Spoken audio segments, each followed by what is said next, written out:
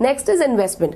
The amount received by way of provident fund contribution is invested by the board of trustee in accordance with the investment pattern approved by Government of India. Because the moment I'm talking about this provident fund scheme, it is applicable to masses. It is not about a particular class or a section of society. It is for masses at large. So the moment I'm talking about a section which is in such a large quantity, I need to be very conscious about these funds. I need to be very conscious about this money, administration of this money. So the moment the government, the central board receives these funds from the employers, what do they do with that fund?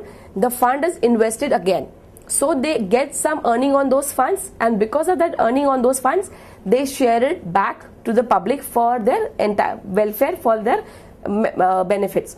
So ultimately, the moment I'm talking about these funds, if government start or the central board at its own discretion start investing these funds in any of the fund, they might just lose out the money. Considering the volatility of the market, the fund value might just go down.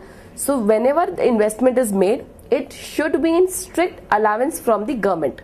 There has to be a prior approval taken from the government, and the investment pattern has to be pre-decided from the government, from the ministry. The members of the provident fund get interest of the money standing to their credit in their provident fund account. The moment I am becoming a member to this provident fund, my provident fund account is opened. In that account, I am putting in money irregularly. One contribution is from my side, one contribution from the employer side. Whatever money is parked in my account, I am eligible to receive an interest on that money also.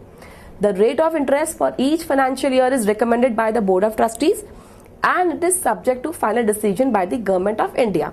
Ultimately, the moment I am talking about a provident fund scheme is purely for the welfare of people till it is beyond the life of employment, what they will be receiving, how they will be receiving, to ensure the basic necessities of life.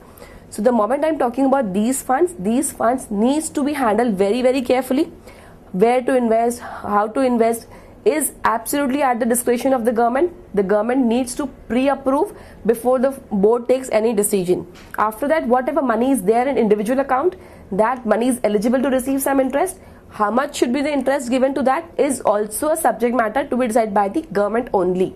So Board of Trustees needs to get a prior approval from the government for that also.